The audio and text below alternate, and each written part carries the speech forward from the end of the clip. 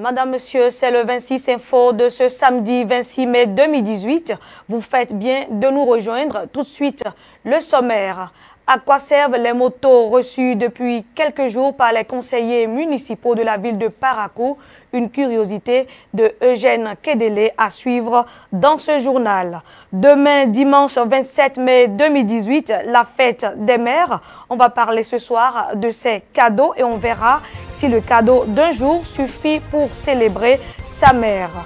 Dans moins d'une heure, un match attendu par tous les fans du foot. Il s'agit de la finale de la Champions League européenne. Liverpool défie Real de Madrid.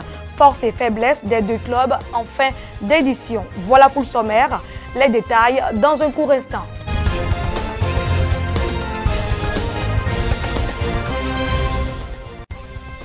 Bonsoir à tous. Depuis quelques jours, tous les chefs de quartier de la ville de Parakou sont propriétaires de nouvelles motos. Ces motos qui leur ont été offertes par l'honorable Rachidi Gbadamassi et le ministre Seydou Adambi en union avec le maire Charles Toko leur sont déjà utiles dans les différents quartiers. Eugène Kedele et Maker Kakbo pour le constat. Aussitôt entré en possession des motos à eux offertes par l'honorable Rachidi Gbadamassi et le ministre Samou Seydou Adambi, en appui aux actions de développement du maire Charles Toko, les chefs de quartier de Parakou en font déjà bon usage. Je suis en train de faire bon usage. La preuve, c'est que vous m'avez vu. Je suis en train de me déplacer pour aller régler un problème dans le quartier. Je suis au quartier de Négipérou. Il y a les gens jusqu'à dans la ferme. S'il y a un problème là-bas, c'est avec la moto de l'amener là-bas. Il ne faut pas de nouvelles motos, il faut de nouvelles femmes. Donc cette nouvelle femme qu'on a trouvée, disons, moto, donc on remercie Dieu tout ça. 58 quartiers, 58 motos, 58 délégués. Ça nous aide à travailler dans les quartiers. Si pour le commun des mortels, l'utilité d'un moyen de déplacement n'est plus à démontrer, pour ces chefs de quartier, les nouvelles motos viennent à point nommé insuffler du dynamisme à leurs actions de développement à la base. C'est vrai que par le passé, j'ai des motos, mais ce n'est pas une moto neuve. Maintenant, ce qu'une moto neuve fera et une ancienne moto fera, je crois, il y aura des différences. Ça là, c'est clair. Je me déplace facilement pour aller régler des problèmes par-ci, par-là, si c'est pour aller à l'arrondissement, aller à la mairie, ainsi de suite. Ça évolue. Ça a changé beaucoup parce que j'étais bloqué.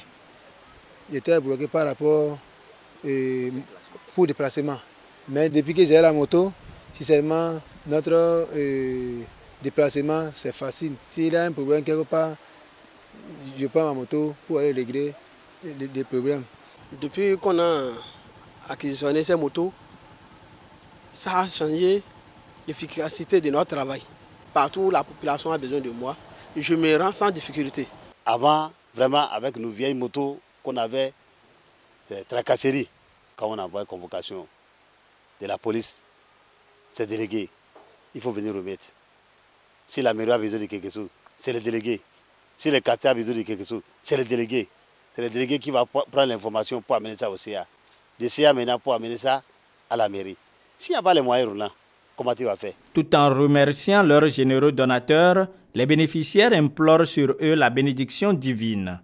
Demandons au Seigneur, le Tout-Puissant, de les bénir pour les gigantesques œuvres qu'ils sont en train de servir aux populations de Parakou. Avec ces différents témoignages, le trio que constituent Charles Toko, Samou Seydou Adambi et Rachidi Gbadamassi apparaît désormais comme un trio gagnant. Et les populations de Parakou souhaitent déjà que leur cohésion puisse durer dans le temps. La station de radiodiffusion de l'université d'Abomey-Calavi a procédé ce vendredi 25 mai 2018 au lancement de son nouveau programme. C'est à travers une rentrée radiophonique qui a connu la présence des membres, des nouveaux, des anciens et des responsables de la dite radio. Le point de l'événement, c'est avec Latifou Boni et Pierre Agbakwe. On y reviendra si la régie est prête. C'est ce dimanche 27 mai 2018 que sera célébrée la fête des mères, une fête instituée pour rendre hommage à toutes les femmes qui ont reçu la grâce d'être mères. Et comme de tradition, plusieurs cadeaux seront offerts ce jour-là. Mais en réalité, faut-il toujours attendre un pareil jour avant de faire des surprises à sa mère? Suivez le reportage de Clovis Brissafoukou et de Charbel Kiki. La célébration de l'édition 2018 de la Fête des Mères est pour ce dimanche 27 mai. Une occasion habituellement saisie pour offrir des cadeaux à ces dernières en guise de reconnaissance. S'il est vrai que la mère est un être cher, faut-il nécessairement attendre le jour à elle dédié avant de lui faire des cadeaux? Non, parce que je ne suis pas du tout dans cette optique d'attendre la Fête des Mères pour honorer ma maman. Déjà, moi, la parole de Dieu m'enseigne qu'on doit honorer ses parents, dont la mère. Et ce n'est pas qu'il faut attendre de choisir des événements particuliers pour le faire, non. Il faut tout le temps le faire. Moi, je pense que tous les jours sont des jours à dédier à nos mamans. Parce que nos mamans occupent vraiment une place très importante dans notre vie. Sans notre maman, on ne peut pas avoir la vie. C'est elle qui nous donne la vie. Ma maman, pour moi, elle est comme ma Vierge Marie. Parce que moi, je prends la Vierge Marie comme ma maman. Et quand je vois ma maman, je vois la Vierge Marie. Quand je vois la Vierge Marie, je vois ma maman. Tous les jours, si tu as d'argent, tu dois servir ta maman. Parce que c'était elle qui t'a mis au monde. Oui. Toutefois, tu dois lui donner l'argent à manger. Plus besoin donc d'attendre un événement spécial avant d'honorer sa mère. Pour la fête de cette année, certains préparent déjà des surprises. Bon, ça c'est un secret que je garde pour moi-même. Mais je pense que je vais la surprendre positivement. Ah mais ce serait des surprises très agréables vraiment pour la remercier pour tout ce qu'elle a eu à me faire dans ma vie. Et qu'est-ce que vous avez déjà prévu pour elle? Mais bon, c'est pas la télévision que je vais dire quand même la surprise que je vais faire, mais quand même tout ce que je sais c'est que c'est une très belle surprise, agréable. Elle sera vraiment contente. Je suis en train de peaufiner certaines choses afin de la surprendre agréablement. Et ce sera une fête spécialement pour elle et ma grand-mère. Les mères sont des personnes à qui nous devons beaucoup. Elles méritent d'être honorées de leur vivant. Le ménage et l'éducation des enfants sont les premières occupations d'une mère. Outre ces tâches habituelles, certaines mères sont obligées d'aller travailler afin de gagner des revenus et compléter les efforts de leurs conjoints. Comment ces mères gèrent-elles le ménage et les contraintes professionnelles? On retrouve une fois encore Clovis Brissafoukou pour ce reportage. Elles sont nombreuses, ces femmes qui s'échinent au quotidien à concilier rôle de mère au foyer et obligations professionnelles. Un exercice pas facile et qui surtout demande beaucoup de sacrifices. Vous savez, le rôle de femme au foyer en tant que fonctionnaire, j'allais dire, c'est un brave rôle. J'avoue que c'est pas facile, mais dès qu'on s'y met, du coup, on se dit, bon, mais je suis une femme et pour s'afficher ou pour s'affirmer en tant que femme, il va falloir concilier les deux rôles parce que ni l'un ni l'autre n'est à négliger. Autant il faut travailler pour assurer sa notoriété, autant il faut assurer sa vie de famille. Le matin, il faut se lever tôt, m'occuper de l'aîné, lui doit aller à l'école à 7h30. Dans le même temps, je dois m'occuper aussi de la petite, prendre soin d'elle et m'apprêter aussi et venir au boulot à 9h. Donc c'est un peu difficile, mais j'essaye de me défendre jusqu'à ce que je respecte l'heure. Concilier le boulot et les obligations familiales, ce n'est pas une chose facile, je vous le dis tout de suite. Surtout quand on occupe un poste de responsabilité, il faut accepter parfois de sacrifier la famille au profit de la nation, des obligations de travail. Et quand on s'organise bien, on y arrive quand même. Obligées de faire l'équilibre entre le ménage et le boulot, ces braves mères s'y prennent bien et savent qu'elles n'ont pas droit à l'erreur. Vous pouvez échouer à l'école et reprendre, mais échouer en couple et reprendre, c'est pas évident, c'est pas facile. Donc on essaie de concilier, on essaie de jouer le rôle de témoin ou bien d'intermédiaire, j'allais dire. Dieu nous a donné tous les pouvoirs en tant que femmes.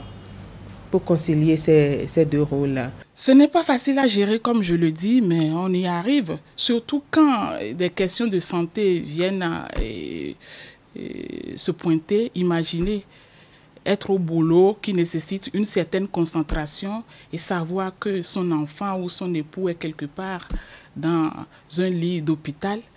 Vous voyez, il faut avoir vraiment la tête sur les épaules pour pouvoir gérer, être à même de satisfaire aux besoins familiaux et satisfaire également ce pourquoi on est ici. On ne peut pas abandonner le travail pour la famille parce qu'il faut nécessairement travailler aussi pour pouvoir subvenir aux besoins de la famille.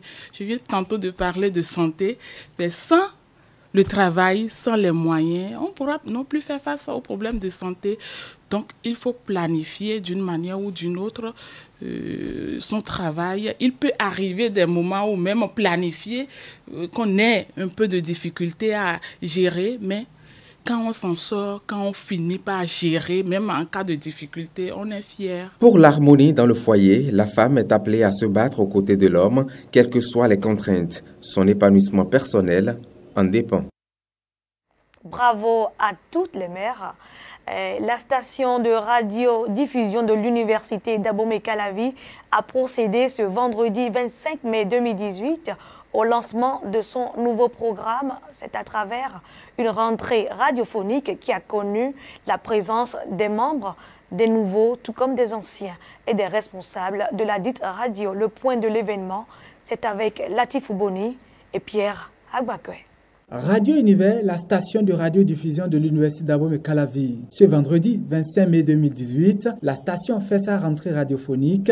Une cérémonie aura à cet effet rassemblé du beau monde de la jeunesse médiatique. L'un des moments forts a été la présentation de la nouvelle grille des émissions offertes au public en live, tout ceci placé sous le signe de l'une des prérogatives de la station, la formation. Même au Cameroun, on en parle. On parle de votre formation au Cameroun. Donc ça veut dire que c'est une formation de très très haute qualité. Mais pour faire la qualité, c'est vous qui allez la faire. S'il y a une promotion où personne n'émerge, alors cette qualité va baisser. Donc il faut de l'excellence continuellement au jour le jour. Et dans l'atteinte de cet objectif, il est clair que nous ayons besoin de matériel, de moyens, tant financiers et matériels. Des moyens qui sont difficiles à acquérir surtout en ce moment de méfiance réciproque entre les autorités et nous. En dehors de la formation et des défis matériels dans les allocutions de cette cérémonie, l'on a également relevé d'autres importantes questions, à savoir les technologies qui drainent la radio vers une mutation irréversible. Les membres de la radio veulent se mettre à la hauteur de l'exigence, même s'il faut encore réfléchir à une autre époque, l'époque de la radio numérique terrestre.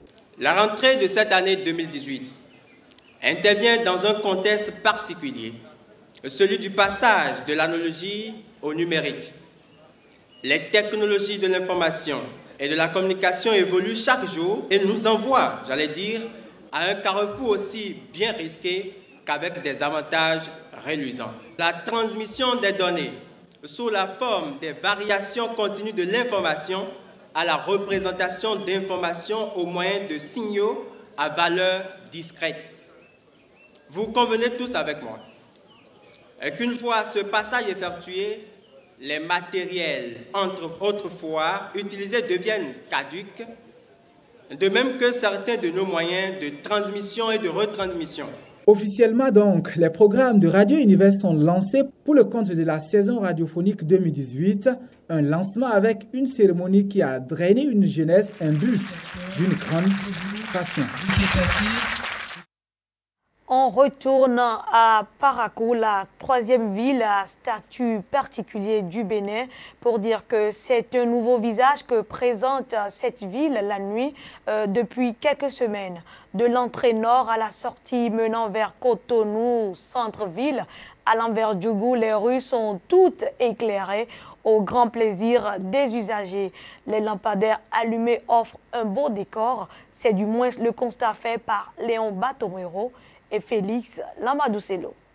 Voici l'aspect que présente la route inter-État Parakou-Djougou la nuit jusqu'à la sortie de la ville. Les lampadaires alimentés par le courant conventionnel scintillent et la route est très éclairée. L'on entame aujourd'hui la voie de contournement Carrefour Mathieu Kirikou, Carrefour Ibemaga sans crainte grâce à l'éclairage des lampadaires solaires. Cette voie très sombre autrefois est très redoutée pour son insécurité. Avant, on ne passait pas au niveau des forêts, mais maintenant, si tu prends la voie, en partant vers le forêt, tu peux aller comment tu veux, il n'y a pas de problème. Avant, lorsque vous passez sur ce tronçon, vous-même, non. Vous avez la chair de poule. La chair de poule parce que c'était de l'obscurité totale. L'obscurité totale, si bien que vous-même, vous avez peur. Que dire du cœur de ville, sur l'axe principal de traversée, appelé autrefois axe de la mort. Les routes sont maintenant éclairées et les citoyens peuvent s'en réjouir. Ceux qui ont quitté Parakou il y a de cela 5 ans ou bien 2 ans, quand ils vont revenir à Parakou, ils vont voir qu'il y a un grand changement. Et surtout, avec les coupures de courant, franchement, quand on coupe le courant, tu vois l'alignement, tu n'as même pas besoin d'allumer ton phare. Tout est joli, tout est beau. Et la ville de Parakou est devenue de plus en plus belle, elle est devenue aérée, la situation est bonne, l'on peut circuler correctement dans la ville. Quand il n'y a pas la lumière, ce n'est pas bon, on ne peut pas vivre comme il le faut. C'est les bandits qui sont entourés à tout moment. Mais comme il y a du éclairage, maintenant c'est bon. Là, tu peux marcher et puis aller n'importe où tu veux. Les plus en joie sont les conducteurs de taxi-moto Zemidjan. Les lampadaires là, ça nous aide, surtout nous les aimons. Il y a la sécurité maintenant. Même s'il y a coupure, on ne sent pas. Et c'est souvent clair. Donc ça là, c'est déjà un pas louable que nous devrons d'abord applaudir pour le gouvernement de Talon. En venant de là-bas, tu peux voir qu'il y a un client qui est devant qui t'attend. Et il n'a pas là où nos gens sont, qui nous font du mauvais, rester dans les sombres. Il n'a plus ça pour le moment à Parakou. La qualité de cet éclairage ne dissipe pas cependant certaines craintes des usagers de la route. Il y a certaines ampoules, l'endroit qui n'est pas bien éclairé. Si la mairie peut revoir ou bien c'est l'entrepreneur qui a pu la voir, qui peut encore revoir les ampoules qui n'est pas allumées là, ça serait très bon. Vraiment, c'est bien éclairé. Quand on passe vraiment, on est souvent aussi à l'aise. Mais le problème, c'est que c'est souvent sur les grandes routes, mais il reste aussi sur tous les fonds.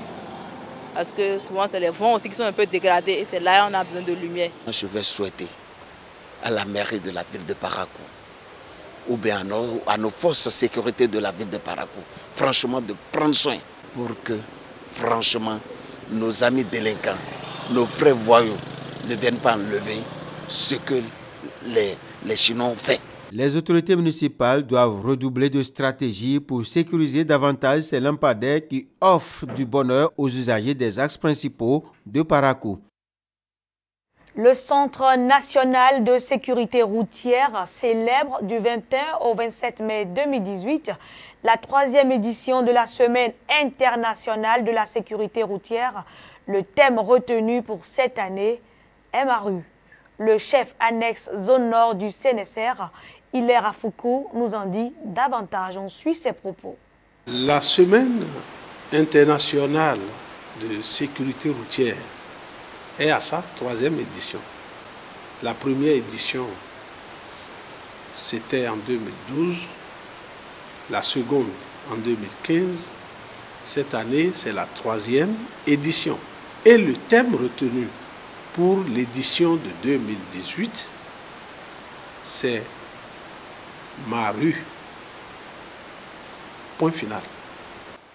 MARU, c'est pour dire, dans l'agglomération, où je vois les cases alliées, je dois savoir que ma rue, qui est donc bordée de maisons, m'oblige à rouler avec la limitation de vitesse autorisée. Dès qu'un panneau m'oblige à rouler au plus à 20 km/h, je respecte l'indication du panneau et je me protège en même temps que je protège les autres usagers de la rue qui sont en train de dire c'est ma rue. Ma rue, c'est la rue de l'autre aussi. La rue de l'autre, c'est ma rue. Et nous devons le savoir. Nous devons garder ça en esprit pour que, à chaque fois que nous nous trouvons en agglomération, nous pensons aux autres. Nous pensons que les autres aussi, c'est leur rue. Quand vous êtes dans le développement de ce thème, que vous soyez spécialiste ou non, vous vous rendez compte que les panneaux de signalisation sur la route ne sont pas implantés par plaisir, ne sont pas implantés pour rien. Je voudrais demander à chaque usager de la route d'utiliser cette semaine pour pénétrer la nécessité de respecter le code de la route en agglomération, rouler avec prudence en faisant preuve de courtoisie. Page sport de cette édition, parlons de la soirée foot. Avec ce soir la finale de la Ligue européenne des clubs champions de football. Liverpool affronte Real de Madrid dans quelques minutes. Mais avant cette rencontre, voici le décryptage des forces et faiblesses des deux clubs. Seth Atemi, reporter sportif et spécialiste de Real de Madrid, est au micro de Dieudonné Babatunde et de Charbel Kiki.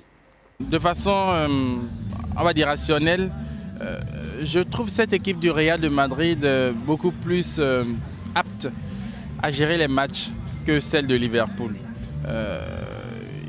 Ils y vont avec de l'appréciation de l'adversaire, bien entendu, mais ils y vont également avec du travail. Vous voyez, c'est les personnes qui se battent jusqu'au bout. Et qui savent dominer un match, gérer un match et pouvoir aller quand il faut. L'équipe du Real de Madrid, c'est une sorte d'équipe qui, à une occasion, il y a un but. Mais même quand il n'y a pas d'occasion, ils peuvent marquer un but. Et l'équipe de Liverpool, c'est beaucoup plus du football franc jeu. Mais j'ai remarqué que c'est une équipe qui ne joue pas entièrement les rencontres. C'est-à-dire qu'à un moment donné, casse du pied, quoi. Il joue carrément 70-75 minutes de jeu et après elle sombre un peu, cette équipe. Les forces en présence, forcément Cristiano Ronaldo, imprévisible, fort dans la tête et qui répond toujours dans les grandes rencontres comme les finales de Ligue des Champions. Une autre force en présence, c'est le milieu du Real Madrid, un milieu super bien organisé, surtout quand il joue en 4-4-2 classique.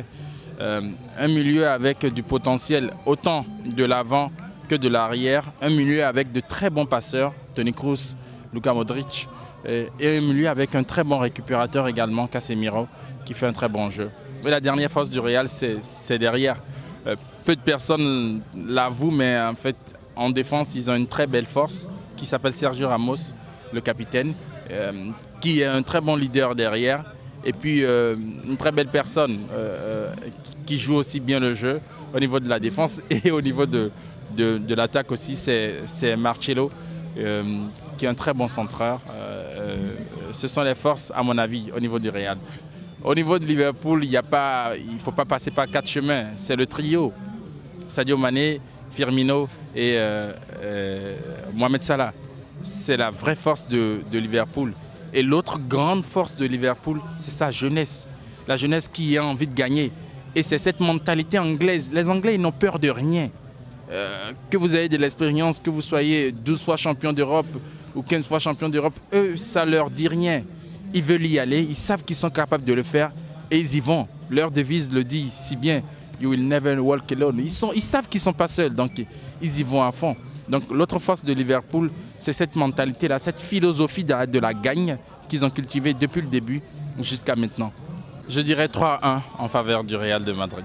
Le Real Madrid est favori pour le trophée de demain. 2-1 contre demain. Le score, bon, 2-1 pour Liverpool. Je suis à 100% sûr que mon super club Real va gagner le match. Je déclare 2-1 en faveur du Real. Là. Toujours sport, la Coupe du Monde football, c'est dans 19 jours exactement. Et on poursuit avec la découverte des équipes qualifiées à cette édition 2018. Ce soir, c'est l'Iran que nous présente Bruno Soali.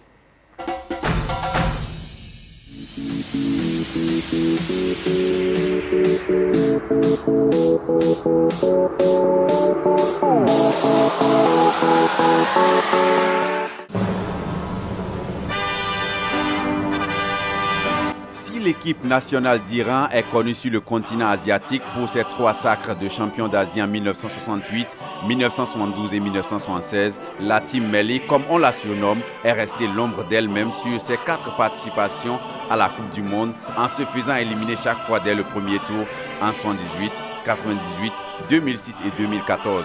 L'histoire du football iranien remonte au début du XXe siècle où des Britanniques nombreux à travailler alors dans le pays introduisent le sport roi. 1946, l'Iran fonde sa fédération de football et s'affilie à la FIFA 2 ans plus tard. C'est en 1951 que l'équipe nationale d'Iran prendra part à sa première compétition de foot lors des Jeux asiatiques à New Delhi où elle accède d'ailleurs à la finale.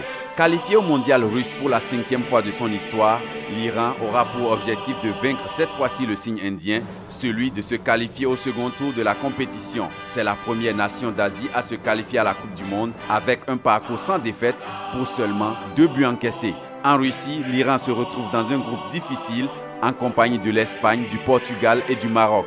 L'Iran est entraîné par l'expérimenté technicien portugais Carlos Queiroz qui se présente pour une 2e fois consécutive en Coupe du Monde avec la même équipe d'Iran après 2014 au Brésil.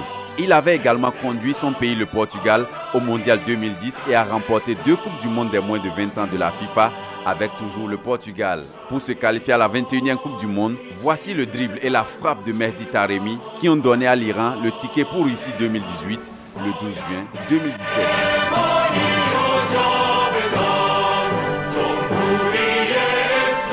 En Russie, l'Iran pourra compter sur sa star Sardar Azmoun, évoluant avec le Rubin Kazan, joueur technique et doté d'un grand réalisme devant les buts.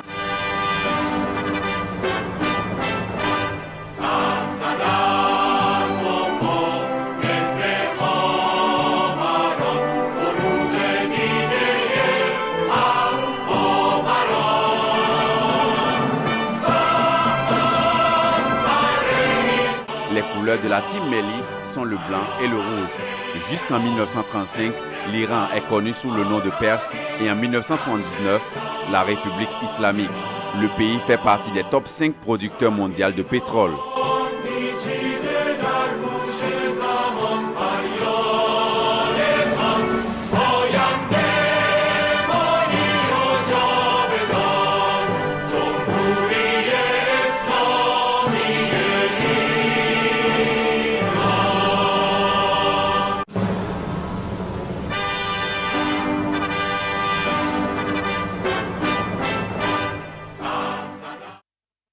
Madame, Monsieur, c'est la fin de cette édition que je vous remercie d'avoir suivi. Je vous demande de me retrouver demain, même heure.